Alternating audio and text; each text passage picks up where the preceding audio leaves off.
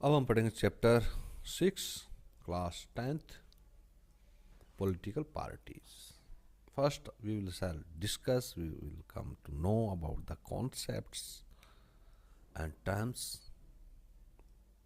upon which, जिनके ऊपर the very edifice, that is building of this chapter political party is built.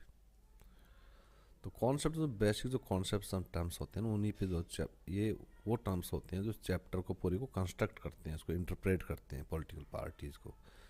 इसलिए मेरे basic tool में सबसे फर्स्ट जो सबसे पियर्सिंग मतलब एकदम भेद भेद करके निकलने वाली, चोट करके निकलने वाली जो अप्रोच है, चोट किसको मतलब पॉजिटिवली लो यार, चोट इसको कोई हट थोड़ी करना चैप्टर को, मतलब इस चैप्टर को समझा दिया आपको बस. तो हमें पहले बेसिक कॉन्सेप्ट्स एंड टर्म्स को समझना होगा. इससे आपको वर्ड पावर भी बढ़ता है, कॉन्सेप्ट पावर भी बढ़ता है, आपका परसेप्शन भी बढ़ता है, and it also enhances your ability to attempt the frame the answers coming out of this chapter.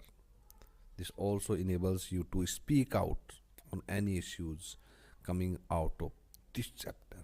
आप बोलने की क्षमता, लिखने की क्षमता बढ़ती है, इससे समझ की क्षमता बढ़ती है हमारे बेसिक टूल्स करने से.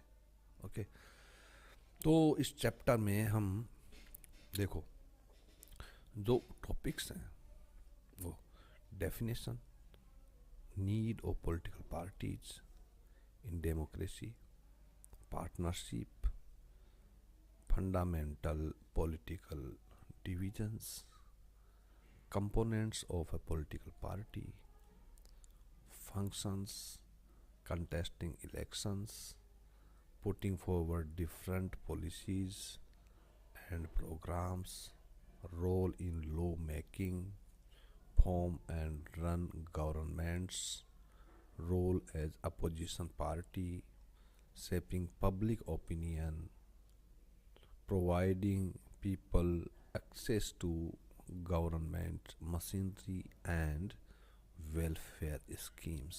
The number of parties, इसमें पार्टी सिस्टम आता है, वन पार्टी सिस्टम, एक ही पार्टी होती है. Two party system, one party system जैसे चाइना में एक ही पार्टी है, वहाँ कोई इलेक्शन इस तरह से नहीं होते, बहुत सारी पार्टीज इलेक्शन लड़ती हैं इंडिया की तरह. टू पार्टी सिस्टम जैसे यूएसए में दो ही पार्टियाँ हैं, और मल्टी पार्टी सिस्टम जैसे इंडिया में बहुत सारी पार्टियाँ हैं, पॉलिटिकल पार्टी जो इलेक्शन लड़ती हैं. फिर आती national parties and state parties. कौन सी स्टेट पार्टी है, कौन सी नेशनल पार्टी कहलाएगी. Challenges to political parties, political parties को क्या क्या चुनौतियाँ मिलती हैं, चैलेंज मिलते हैं. Lack of internal democracy, party के अंदर भी इंटरनल डेमोक्रेसी नहीं होती, बोले तो जो बड़ा नेता है उस पार्टी का उसी की धौंस चलेगी और अपनी बात भी नहीं रख सकता. ओके. फिर आता है role of money and muscle power. Election में रोल ऑफ मनी, लोग नेता बहुत सारा पैसा खर्च करते हैं, गुंडे रखते हैं, है ना, बूथ को कैप्चर करने के लिए इलेक्शंस के बाद. मसल पावर मतलब बॉडी बिल्डर रखते हैं. Not offering a meaningful choice to the voters, voters को कोई मीनिंगफुल चॉइस नहीं देते हैं. फिर आता है सजेशंस एंड रिफॉर्म्स. ओके, ये पूरा आउटलुक हो गया, और ये इन पूरे टॉपिक्स को समझने के लिए, है ना, तो हमारा ये कॉन्सेप्ट्स को, टर्म्स को समझना बहुत ज़रूरी है. तो पहला आता है आपका पॉलिटिकल पार्टी, इसका डेफिनेशन. ये था ना डेफिनेशन, तो क्या है पॉलिटिकल पार्टी, इसका क्या डेफिनेशन है. देखो, this is a group of persons जो इलेक्शंस को कंटेस्ट करते हैं. ओके, और जीत गए तो क्या करेंगे, होल्ड करेंगे पावर को, अपनी गवर्नमेंट बनाएंगे. तो political party group of person है जो इलेक्शन कंटेस्ट करती हैं और गवर्नमेंट बनाती हैं. Okay. Second is partition. Way partition क्या है भाई, पार्टीशन होता है सपोर्टर ऑफ एनी पार्टी और फ्रैक्शन ऑफ द सोसाइटी, किसी पार्टी का सपोर्टर या एक सोसाइटी के एक हिस्से का supporter. Third is ruling party, जो भी पार्टी इलेक्शन जीत के सत्ता में आई है, गवर्नमेंट बनाई है, वो पॉलिटिकल पार्टी होती है. देखिए, political party that runs government, जो गवर्नमेंट चलाती है. जैसे अभी सेंटर में बीजेपी है। फोर्थ पे आता है डिफेक्शन। डिफेक्शन क्या होता है? To join political party other than once on till then rival. तो डिफेक्शन होता है, मान लीजिए एक आदमी है जो कांग्रेस में, कांग्रेस का नेता है वो, ठीक है, वो छोड़ के बीजेपी में चला गया। तो अब पहले तो इसी पार्टी का था, अब वो बीजेपी में जाके इसी पार्टी का राइवल हो गया, प्रतिद्वंदी हो गया। राइवल मानी प्रतिद्वंदी होना, तो उसको डिफेक्शन बोलते हैं, अपनी पार्टी को छोड़ के दूसरी पार्टी को ज्वाइन कर लेना। 5 पे पॉलिटिक्स। पॉलिटिक्स क्या है? ये पॉलिसीज हैं। Policies involve in getting and using power in public life. Politics क्या होती है कि ये कुछ जैसे पार्टी बन गई तो वो अपनी पॉलिसीज को, कुछ पॉलिसीज को लेकर इलेक्शन लड़ते हैं, है ना, और फिर जो जीतते हैं और फिर वो पावर को पब्लिक लाइफ में यूज करते हैं। And being able to influence decisions, और इस तरह से वो डिसीजंस को इन्फ्लुएंस, उस पर प्रभाव डालने के लिए भी एबल हो जाते हैं पॉलिटिक्स में। दैट अफेक्ट ए कंट्री और ए सोसाइटी, जो एक कंट्री को और सोसाइटी को अफेक्ट करती है। जैसे आज की जो पार्टी है, बीजेपी की पार्टी, जो मोदी है, मोदी क्या कर रहा है? देश की संपत्तियों को बेच रहा है प्राइवेट लोगों को, तो इस पर किससे इफेक्ट पड़ेगा? कंट्री पे इफेक्ट पड़ेगा, सोसाइटी के लोगों पे फर्क पड़ेगा, है ना।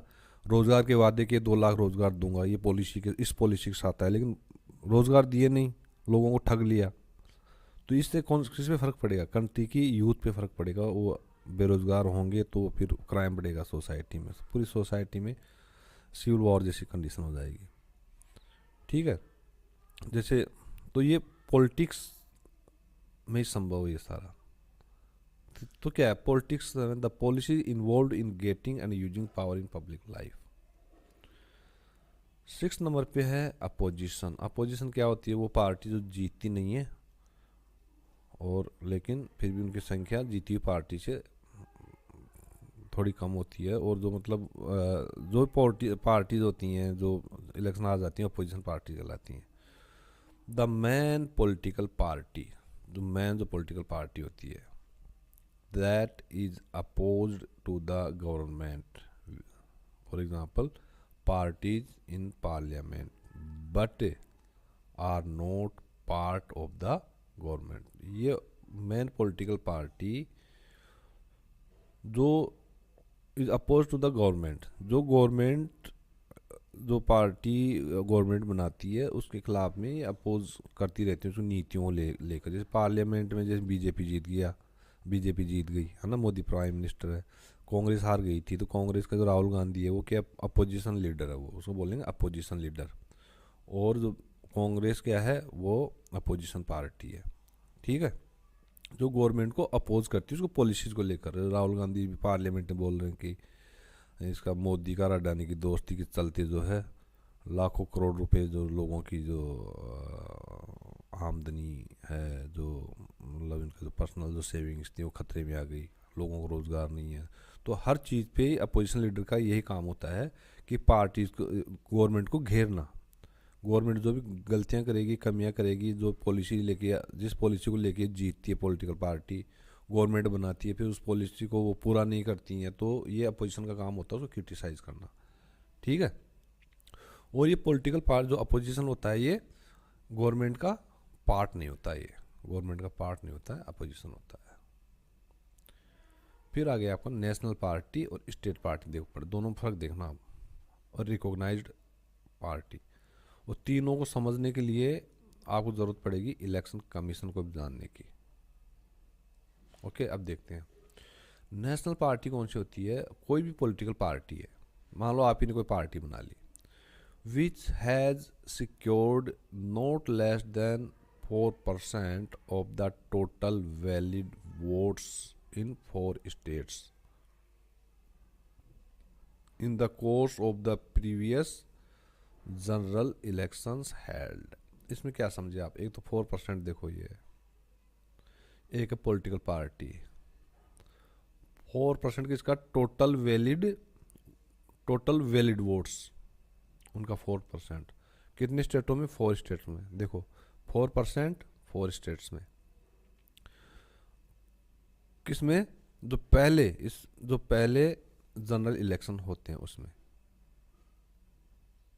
अब इसको आप ऐसे समझो, नेशनल पार्टी वो पार्टी होगी जो 4 स्टेट्स में इलेक्शन होते हैं। मान लीजिए जैसे स्टेट इलेक्शन हुई, जैसे अभी इलेक्शन हुई है ना, अभी 3 स्टेटों में ही होते हैं इलेक्शन। सपोज कि 4 स्टेटों में इलेक्शन होते हैं, 1 2 3 4। देख आपकी कोई पार्टी है, पॉलिटिकल पार्टी है, मान लीजिए आपकी पार्टी है, आप ही मान लो आम आदमी पार्टी। तो ये क्या करती है, चारों स्टेट्स में जो टोटल वैलिड वोट्स होती है ना 4 स्टेट्स में, तो मान लीजिए इन चारों स्टेटों में मान लीजिए आप सपोज कीजिए 4 करोड़ वोट हैं। कितने करोड़ वोट हैं? 4 करोड़ वोट। ये चारों स्टेट्स में आपने जो पिछले जो इलेक्शन हुए हैं, पिछले इलेक्शन की बात है, ठीक है, उसमें यदि आपने 4 करोड़ का 4% कितना होता है? 4 लाख है? नहीं नहीं, 4 करोड़ का होता है 16 लाख। तो 16 लाख वोट आप इन्हें ले लिए ना, तो आप एक नेशनल पार्टी हो। और यदि 4% से कम आपको वोट मिले हैं तो आप नेशनल पार्टी नहीं हो। तो 4 स्टेट्स में जो प्रीवियस जनरल इलेक्शंस होते हैं उनके टोटल वैलिड वोट्स का यदि 4% आपकी पार्टी सिक्योर कर लेती है, प्राप्त कर लेती है, तो आप नेशनल पार्टी हो। अब आती है स्टेट और रीजनल पार्टी। ये क्या होती है? Parties whose influence is upon federal units और स्टेट्स। ये वो पार्टीज होती हैं जिनका इन्फ्लुएंस कहाँ होता है? स्टेट्स पे होता है। मतलब स्टेट में ही राजनीति करेंगे वो, सेंट्रल लेवल पे वो अपना इन्फ्लुएंस नहीं, अपना प्रभाव नहीं छोड़ते हैं, वो अपनी स्टेट्स पे अपना रखते हैं कवर। ठीक है, तो स्टेट और रीजनल पार्टी हो गई, क्षेत्रीय पार्टी या स्टेट पार्टी। फिर आता है देखो अब रिकॉग्नाइज्ड पॉलिटिकल पार्टी, ये ज़रूरी है समझना। तो रिकॉग्नाइज मानी जिसको रिकॉग्नाइज किया गया कि हाँ भाई आप पार्टी हो, आप पॉलिटिकल पार्टी हो, आप इलेक्शन लड़ सकते हो। ये रिकॉग्नाइज कौन करता है? इलेक्शन कमीशन करता है। तो क्या हुआ? Parties listed by election commission of India. जिस पार्टी को इलेक्शन कमीशन ने लिस्ट कर दिया, लिस्टेड बाय, हाँ लिस्ट में आपकी पार्टी भी है, ठीक है, तो वो उसको बोलते हैं रिकॉग्नाइज्ड पॉलिटिकल पार्टी जो लिस्टेड है। जो लिस्टेड है, किसने लिस्टेड किया उसको? इलेक्शन कमीशन ऑफ इंडिया ने उसको लिस्टेड किया। ठीक है, तो ये क्या है? इलेक्शन कमीशन क्या है? एक इंडिपेंडेंट मल्टी मेंबर बॉडी है। ये गवर्नमेंट का इंस्टीट्यूशन है ये। ठीक है, मतलब ये एक ऐसी संस्था है जिसपे संविधान ने इसको बहुत शक्तियाँ दी है इलेक्शन कमीशन। इसको कोई परवाह, इसको इन्फ्लुएंस नहीं कर सकता, इनको डरा धमका नहीं सकता। इनके जो भी अधिकारी होते हैं ना, जो चीफ इलेक्शन कमिश्नर वगैरह होते हैं। लेकिन आज के दौर में क्या है, ये भी बिके हुए हैं, बीजेपी ने सबको खरीद रखा है। ठीक है, सारे इंस्टीट्यूशंस को। ये लोग जो है जैसे पॉलिटिकल पार्टी जो बीजेपी सारी वैसे ही अपना करते हैं। गुजरात में भी इन्होंने किया, गुजरात में जो इलेक्शन हुआ तब इलेक्शन कमिश्नर एक ऐसे आदमी को बना के भेज दिया फटाफट, मतलब पूरी कार्रवाई को इतना स्पीड से करते हुए, तो काफ़ी उसमें हल्ला हुआ था उसमें। तो इलेक्शन कमीशन का काम होता है। तो क्या एक इंडिपेंडेंट है ये, मतलब इंडिपेंडेंट मतलब स्वतंत्र, मल्टी मेंबर, इसमें बहुत मेंबर होते हैं, एक ही मेंबर नहीं होता। विच इज कॉन्स्टिट्यूटेड, जिसको कॉन्स्टिट्यूट करते हैं इसको इसको बॉडी, जो मल्टी मेंबर बॉडी है इलेक्शन कमीशन, ये कॉन्स्टिट्यूट होता है, कॉन्स्टिट्यूटेड फॉर किसके लिए? सुपरिंटेंडेंस के लिए, डायरेक्शन के लिए एंड कंडक्ट के लिए। किसके? Free and fair elections. Free and fair elections. तो आपको 3 वर्ड याद रखना है, superintendence, direction and control. SDC, superintendence, direction and conduct of free and fair elections. किसका? Free and fair elections. ये भी वर्ड फ्रेज याद रखना, पूरा एक फ्रेज है, फ्री एंड फेयर इलेक्शंस। एकदम इलेक्शन को फेयर तरीके से करवाएगा, फ्रीली करवाएगा, है ना।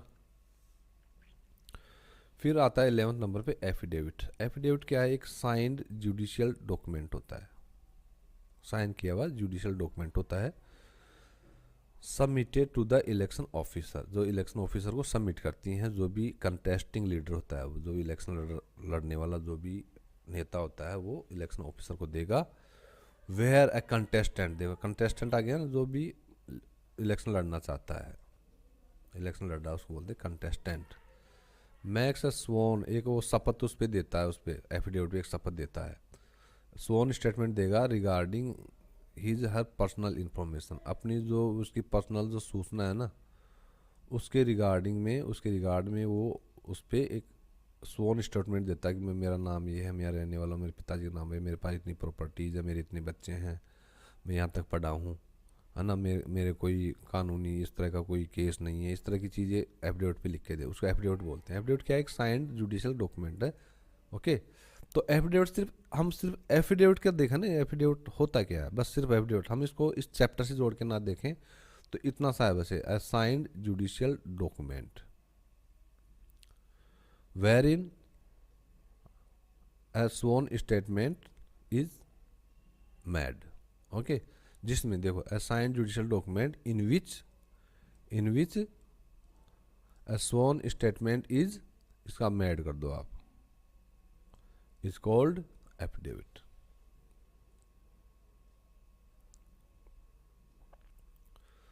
अभी आ गया, मैं कह रहा था ना फॉल्ट, वन पार्टी या मोनो पार्टी सिस्टम, जिसमें क्या होता है इसमें कि एक सिस्टम है, एक है जिसमें ओनली वन पार्टी, केवल एक ही पार्टी पूरे पॉलिटिकल जो सिस्टम होता है उसको ऑपरेट करती है। One party, only one party operates the political system. Okay, और इसमें इसमें क्या है, देयर इज नो अपोजिशन, और ये इसमें कोई अपोजिशन नहीं होता। जैसे अपने अपोजिशन पार्टीज होती हैं, दूसरी पार्टी एक और दूसरी पार्टी ने तो अपोजिशन होगा ही नहीं। उदाहरण हो चाइना, सिंपल सी बात है यार। अब टू पार्टी और बाई पार्टी सिस्टम, इसमें सिर्फ दो ही पार्टी होंगी, only party A and party B, और पार्टियाँ नहीं होगी। इलेक्शन हुआ तो या तो ए जीतेगी या बी जीतेगी, जो जीत गई वो सरकार बना लेगी, जो हार गई वो अपोजिशन में बैठेगी। ठीक है, विपक्ष में बैठेगी, अपोजिशन बोलते हैं विपक्ष में। तो two party bi party system ये अमेरिका में है, ये यूके में भी है, यूनाइटेड किंगडम में भी है, ये पार्टी आप एग्जांपल दे सकते हो, यूके में भी है और यूएसए में भी है ये बाई पार्टी सिस्टम।